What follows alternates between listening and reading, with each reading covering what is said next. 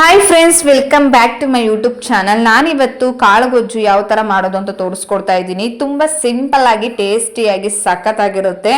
ಇದನ್ನ ಯುಗಾದಿ ಹಬ್ಬಕ್ಕೆ ಅಂತ ಅಲ್ಲ, ಪ್ರತಿಯೊಂದು ಹಬ್ಬಕ್ಕೂ ಕೂಡ ನಮ್ಮ ಹಳ್ಳಿಗಳ ಸೈಡು ಮಾಡ್ತಾನೆ ಇರ್ತಾರೆ. ತುಂಬ ಚೆನ್ನಾಗಿರುತ್ತೆ.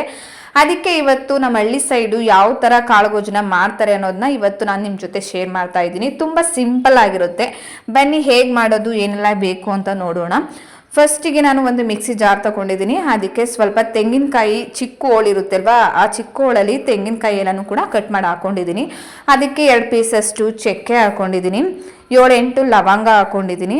ಆಮೇಲೆ 1 ಇಂಚಷ್ಟು ಶುಂಠಿ ಹಾಕೊಂಡಿದ್ದೀನಿ, ಒಂದು ಸಣ್ಣ ಟೊಮೊಟೊ ಹಾಕೊಂಡಿದ್ದೀನಿ, ಒಂದು ಸಣ್ಣ ಸೈಜದು ಈರುಳ್ಳಿ, 2 ಗೆಡ್ಡೆಯಷ್ಟು ಬೆಳ್ಳುಳ್ಳಿ, ಮತ್ತು 1 ಹಿಡಿಯಷ್ಟು ಕೊತ್ತಂಬರಿ ಸೊಪ್ಪು. ಹಾಗೆ ನಾವು ಮಟನ್ ಸಾಂಬಾರಿಗೆಲ್ಲ ಯೂಸ್ ಮಾಡ್ತೀವಿ ಅಲ್ವಾ, ಆ mutton sambar powder 2 table spoon ಅಷ್ಟು ಹಾಕೊಂಡಿದ್ದೀನಿ. ಇಷ್ಟು ಹಾಕೊಂಡು ಸ್ವಲ್ಪ ನೀರು ಹಾಕೊಂಡು ಇದನ್ನು ನುಣ್ಣಗೆ ರುಬ್ಕೋಬೇಕಾಗತ್ತೆ. ನೋಡಿ, ಇವಾಗ ನುಣ್ಣಗೆ ರುಬ್ಕೊಂಡು ಬಂದಿದ್ದೀನಿ. ಇವಾಗ ಕಾಳುಗೊಜ್ಜು ಮಾಡೋಕ್ಕೆ ಮಸಾಲೆ ರೆಡಿ ಆಗಿದೆ. ಇದನ್ನೇ ಇವಾಗ ಒಂದು ಸೈಡ್ಗೆ ಇಟ್ಕೊಳ್ತಾ ಇದ್ದೀನಿ. ನೆಕ್ಸ್ಟು ನಾನು ಸಂಜೆ ಟೈಮ್ ಮಾಡ್ತಾ ಇರೋದ್ರಿಂದ ಬೆಳಿಗ್ಗೆನೆ ನಾನು ಬಟಾಣಿ ಮತ್ತು ಕಡಲೆಕಾಳು 2 ಕೂಡ ನೆನೆಸಿ ಇಟ್ಟಿದ್ದೆ. ಬೆಳಗ್ಗೆಯಿಂದ ನೀವು ಬೆಳಗ್ಗೆ ಮಾಡ್ತೀವಿ ಅಂದರೆ ಸಂಜೆ ನೈಟೇ ನೆನೆಸ್ಕೋಬೇಕಾಗುತ್ತೆ, ಇಲ್ಲ ನೀವು ನೈಟ್ ಮಾಡ್ತೀವಿ ಅಂದರೆ ಬೆಳಗ್ಗೆ ನೆನೆಸ್ಕೋಬೇಕಾಗುತ್ತೆ. ನಾನು ಸಂಜೆ ಮಾಡ್ತಿರೋದ್ರಿಂದ ಬೆಳಿಗ್ಗೆನೆ ಬಟಾಣಿ ಮತ್ತು ಕಡಲೆಕಾಳು 2 ಕೂಡ ನೆನೆಸಿ ಇಟ್ಕೊಂಡಿದ್ದೀನಿ. ನೀವು ಬರೀ ಕಡಲೆಕಾಳು ಹಾಕೊಂಡು ಕೂಡ ಮಾಡ್ಕೋಬೋದು. ಬಟಾಣಿ ಹಾಕೊಳ್ಳೋದ್ರಿಂದ ಇನ್ನೂ ತುಂಬ ಚೆನ್ನಾಗಿರುತ್ತೆ. ಅದಕ್ಕೋಸ್ಕರ ಸ್ವಲ್ಪ ಬಟಾಣಿ ಕೂಡ ಆ್ಯಡ್ ಮಾಡಿದ್ದೀನಿ. ನೆಕ್ಸ್ಟ್ ಈ ಕಡೆ ಒಂದು ಕುಕ್ಕರ್ ಇಟ್ಕೊಂಡಿದ್ದೀನಿ. ಕುಕ್ಕರ್ಗೆ ಸ್ವಲ್ಪ ಎಣ್ಣೆ ಹಾಕ್ಕೊಂಡಿದ್ದೀನಿ. ಎಣ್ಣೆ ಚೆನ್ನಾಗಿ ಕಾದ ನಂತರ ಇದಕ್ಕೆ ಸ್ವಲ್ಪ ಸಾಸಿವೆ, ಹಾಗೆ 1-2 ಒಣಮೆಣಸಿನಕಾಯಿ ಹಾಕ್ಕೊಳ್ತಾ ಇದ್ದೀನಿ. ಮತ್ತು ಒಂದು ದೊಡ್ಡ ಸೈಜದು ಈರುಳ್ಳಿ ಉದ್ದುದ್ದಕ್ಕೆ ಕಟ್ ಮಾಡಿ ಹಾಕ್ಕೊಂಡಿದ್ದೀನಿ. ಹಾಗೆ ಸ್ವಲ್ಪ ಕರ್ಬೇವಿನ ಸೊಪ್ಪು ಹಾಕ್ಕೊಂಡಿದ್ದೀನಿ. ಇಷ್ಟು ಕೂಡ ಹಾಕ್ಕೊಂಡು ಚೆನ್ನಾಗಿ ಈರುಳ್ಳಿ ಕಲರ್ ಚೇಂಜ್ ಆಗೋವರೆಗೂ ಕೂಡ ಫ್ರೈ ಮಾಡ್ಕೋಬೇಕಾಗುತ್ತೆ. ಫ್ರೈ ಮಾಡ್ಕೊಂಡಿದ ನಂತರ ಕಾಳು ನೆನೆಸಿ ಇಟ್ಕೊಂಡಿದೆ ಅಲ್ವಾ, ಕಡಲೆಕಾಳು ಮತ್ತು ಬಟಾಣಿ 2 ಕೂಡ ಹಾಕ್ಕೊಂಡು ಚೆನ್ನಾಗಿ ಎಣ್ಣೆಲಿ ಸ್ವಲ್ಪ ಹೊತ್ತು ಹಸಿ ಸ್ಮೆಲ್ ಎಲ್ಲ ಹೋಗೋವರೆಗೂ ಕೂಡ ಚೆನ್ನಾಗಿ ಫ್ರೈ ಮಾಡ್ಕೋಬೇಕು. ಕಾಳೆಲ್ಲನೂ ಕೂಡ ಚೆನ್ನಾಗಿ ಫ್ರೈ ಮಾಡ್ಕೊಂಡಿದ ನಂತರ ಇಲ್ಲಿ ನಾನು ಕ್ಯಾರೆಟ್, ಬೀನಿಸು, ಆಲೂಗೆಡ್ಡೆ, ಗೆಡ್ಡೆಕೋಸು 4 ಥರ ತರಕಾರಿ ತಗೊಂಡಿದ್ದೀನಿ. ನಿಮಗೆ ಮಿಕ್ಸ್ ತರಕಾರಿ ಬೇಡ ಅಂದರೆ ಆಲೂಗೆಡ್ಡೆ, ಬದನೆಕಾಯಿ ಕೂಡ ಹಾಕೋಬೋದು, 2ನ್ನೇ. ಇಲ್ಲ ತರಕಾರಿನೇ ಬೇಡ ಅಂದರೆ ನೀವು ಬಾಳೆಕಾಯಿ ಕೂಡ ಹಾಕೊಂಡು ಮಾಡ್ಕೋಬೋದು, ತುಂಬ ಚೆನ್ನಾಗಿರುತ್ತೆ. ಆದರೆ ನಾನಿಲ್ಲಿ ಮಿಕ್ಸ್ ತರಕಾರಿಯಿಂದ ನಾನು ಮಾಡ್ತಾಯಿದ್ದೀನಿ. ಇವಾಗ ತರಕಾರಿ ಹಾಕ್ಕೊಂಡು ಚೆನ್ನಾಗಿ ಎಣ್ಣೆಲಿ ಚೆನ್ನಾಗಿ ಸ್ವಲ್ಪ ಹೊತ್ತು ಫ್ರೈ ಮಾಡ್ಕೋಬೇಕಾಗುತ್ತೆ.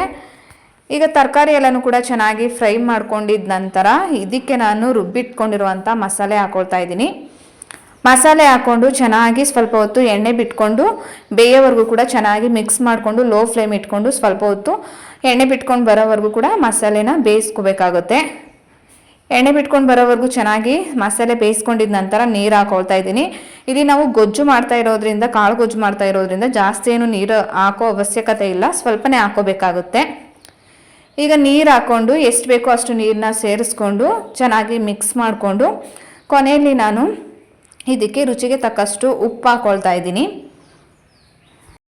ನಿಮ್ಮ ರುಚಿಗೆ ತಕ್ಕಷ್ಟು ಎಷ್ಟು ಬೇಕೋ ಅಷ್ಟು ಉಪ್ಪನ್ನ ಸೇರಿಸ್ಕೊಂಡು ಒಂದ್ಸಲ ಸೌಟಲ್ಲಿ ಚೆನ್ನಾಗಿ ಎಲ್ಲನೂ ಮಿಕ್ಸ್ ಮಾಡಿಬಿಟ್ಟು ಕುಕ್ಕರ್ನ ಕ್ಲೋಸ್ ಮಾಡಿ ಒಂದು 5 ವಿಸಿಲ್ ಕೂಗಿಸ್ಕೋಬೇಕಾಗುತ್ತೆ. ನೋಡಿ, ಇವಾಗ ನಾನು ಒಂದು 5 ವಿಸಿಲ್ ಕೂಗಿಸ್ಕೊಂಡಿದ್ದೀನಿ. ಸಾಂಬಾರಾದರೆ ಒಂದು 3 ವಿಸಿಲ್ ಕೂಗಿಸ್ಕೊಂಡ್ರೆ ಸಾಕು. ನಾವು ಕಾಳುಗೊಜ್ಜು ಮಾಡ್ತಾ ಇರೋದ್ರಿಂದ ಒಂದು 4-5 ವಿಸಿಲ್ ಕೂಗಿಸ್ಕೋಬೇಕಾಗುತ್ತೆ.